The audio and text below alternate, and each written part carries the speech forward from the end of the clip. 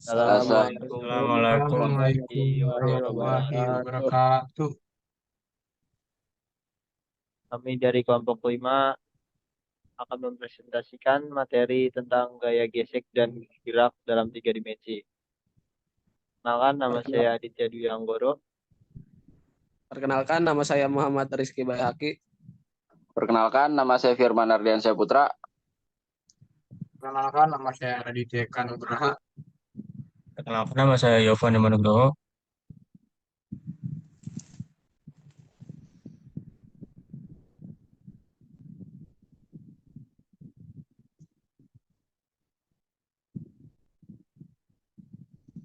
Gaya gesek.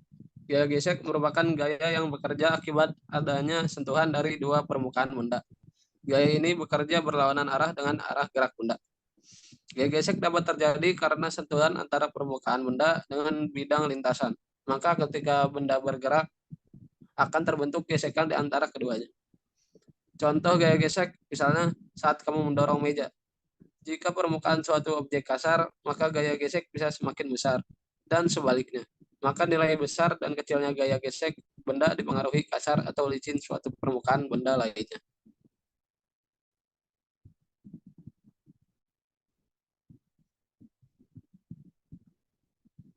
Rumus gaya gesek. Berikut ini rumus yang digunakan untuk mengatur gaya gesek yang terjadi pada suatu benda.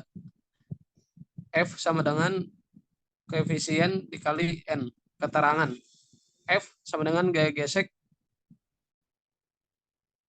koefisien gaya gesek, N sama dengan gaya normal.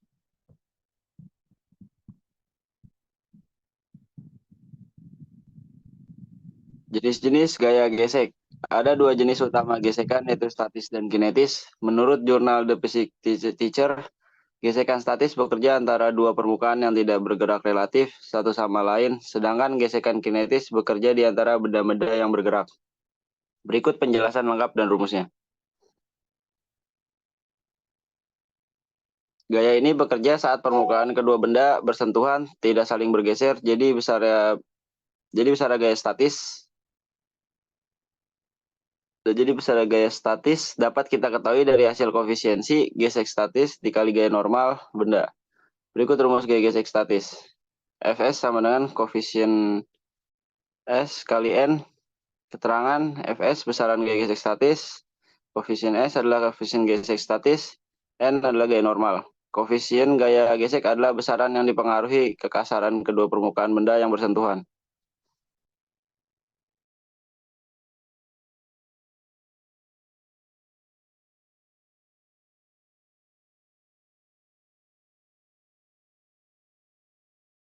Gaya gesek kinetik. Jenis gaya ini bekerja saat permukaan benda yang bersentuhan saling bergerak kebalikan dari gaya gesek statis. Gaya gesek kinetik berlaku pada benda yang bergerak. Berikut rumus gaya gesek kinetis, yaitu Fk sama dengan koefisien K dikali N. Fk adalah besaran gaya gesek kinetis. Koefisien K adalah koefisien gesek kinetis. N adalah gaya normal. Perbedaan gaya gesek statis dan kinetik. Gaya gesek statis merupakan gesekan yang terjadi antara dua benda padat yang tidak bergerak secara relatif satu sama lainnya. Gaya gesek statis terjadi pada saat suatu benda meluncur ke bawah pada bidang miring. Gaya gesek kinetis atau dinamis terjadi ketika dua benda bergerak relatif satu sama lainnya dan saling bergesekan. Koefisien gesek kinetik pada umumnya dinotasikan dengan koefisien K dan biasanya selalu lebih kecil dari gaya gesek statis pada material yang sama.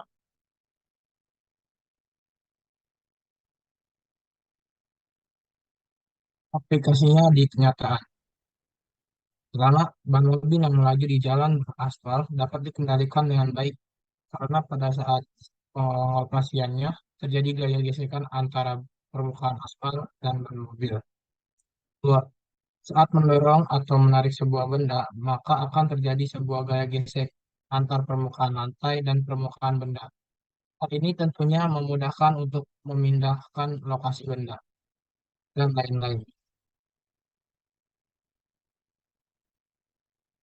Contoh soalnya, Balok kayu bermassa 100 kg diletakkan di lantai dan ditarik dengan koefisien gaya statis kotak dengan lantai 0,5 gravitasi sama dengan 9,8 M per S. Berapa besar gaya gesek statisnya? Penyelesaiannya diketahui M sama dengan 100 kg dan koefisien S sama dengan 0,5, gravitasi sama dengan 9,8 M per S. Ditanyakan Fs. Jawab. Fs sama dengan koefisien S dikali Newton. Koefisien S dikali M dikali J. 0,5 dikali 100 kg dikali 9,8 M per S sama dengan 490 Newton.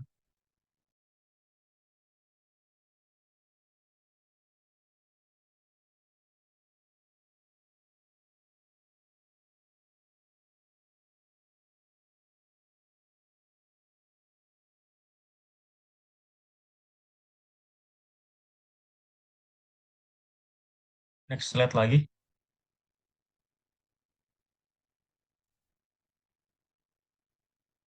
Gerak 3 dimensi. Gerak dua dimensi dapat dimodelkan dengan sebuah partikel yang bergerak pada suatu bidang.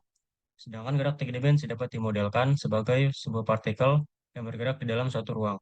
Gerak 3 dimensi sering dijelaskan menggunakan koordinat kartesian 3 dimensi, yaitu X, Y, dan Z, untuk menggambarkan posisi dan pergerakan objek dalam ruang 3 dimensi.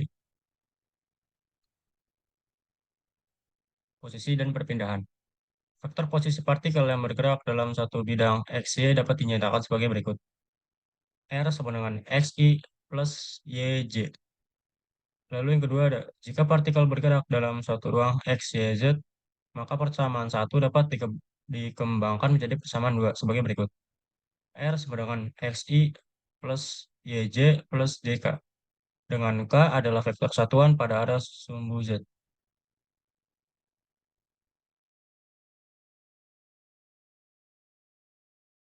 Posisi dan perpindahan. Perubahan posisi untuk gerak 1 hingga 3 dimensi memiliki definisi yang sama, yaitu perubahan posisi. Jika suatu partikel berpindah dari posisi awal RI ke posisi akhir RF, dalam suatu ruang maka vektor perpindahannya dapat dinyatakan sebagai berikut. Dalam kurung, delta R vektor sama dengan delta XI plus delta YZ plus delta ZK, dalam tutup kurung. Dengan delta X sama dengan del XF dikurang XI, delta YF sama dengan YF dikurang YI, dan delta Z sama dengan ZF dikurang ZI. Indeks I untuk menyatakan komponen posisi awal atau inisial, dan F untuk menyatakan komponen posisi akhir atau final position. Besar perpindahannya dapat dinyatakan dengan persamaan sebagai berikut. Buka kurung, nilai mutlak delta R vektor sama dengan akar delta X kuadrat ditambah delta Y kuadrat tambah delta Z kuadrat. Kurung. Lanjut. Kecepatan dan percepatan. Jika besar perubahan posisi terjadi selama rentang waktu delta T, maka besar kecepatan rata-rata partikel dinyatakan sebagai berikut. Vektor V sama dengan delta R per delta T sama dengan delta X per delta T I ditambah delta Y per delta T J plus delta Z per delta T K. Sedangkan kecepatan sesaat partikel dapat diturunkan dari fungsi posisi terhadap waktu. Vektor V sama dengan D vektor R per dt sama dengan dx per dt I plus dy per dt J ditambah dz per dt K sama dengan V xi plus V yj plus V zk. Untuk gerak dengan percepatan konstan, kecepatan partikel dapat dinyatakan sebagai VF sama dengan VI ditambah AT. Sehingga untuk gerak 3 dimensi kecepatannya dapat dinyatakan sebagai persamaan 6 dan 7.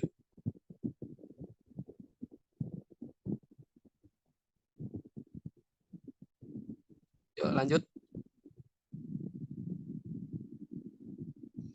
Kecepatan dan percepatan. Vektor F, vektor V, F sama dengan Vx plus Ax T I plus dalam kurung Vx plus AYT tutup kurung J ditambah buka kurung Vx tambah AZT tutup kurung K.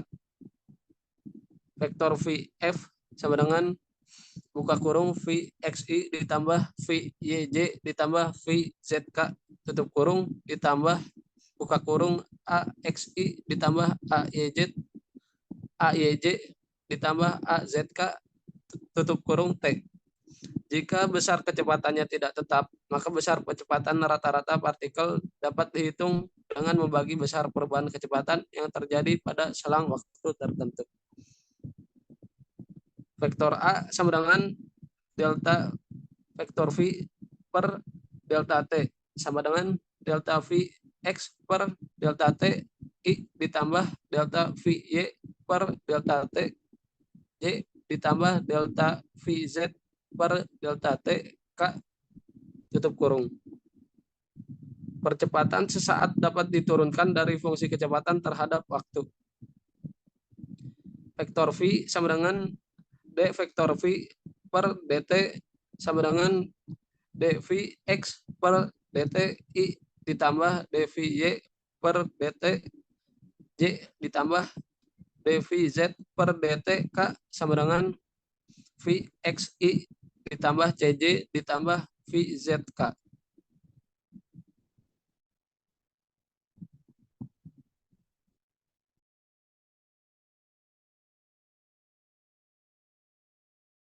Contoh soal. Sebuah objek bergerak dalam ruang 3 dimensi dengan percepatan 2m per s kuadrat min 3s min 3 min per s kuadrat 1m per s kuadrat. Dan kecepatan awal 5m per s, 2m per s, dan min 3m per s. Tentukan kecepatan dan posisi objek setelah 4 detik.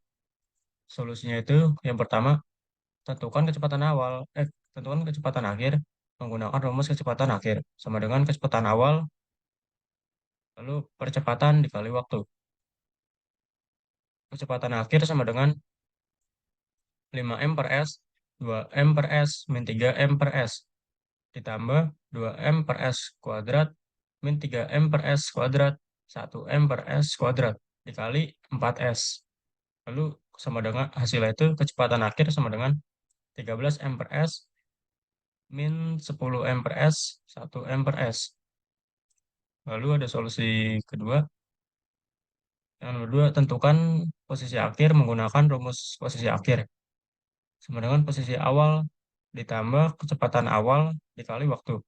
Ditambah 1/2 percepatan kali waktu kuadrat.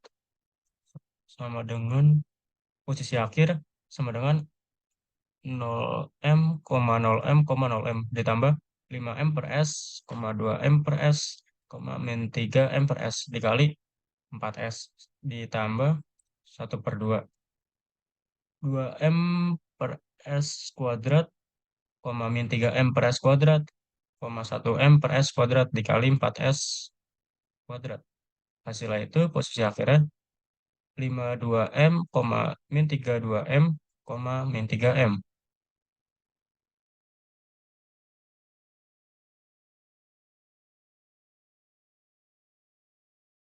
Apakah ada yang ingin bertanya?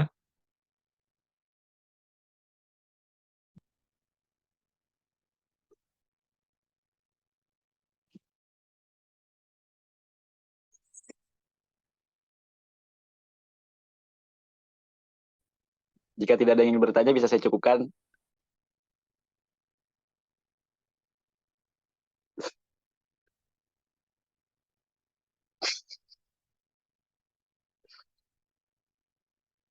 Ayo tutup lama banget. Baik, jika tidak ada, kurang lebih mohon maaf.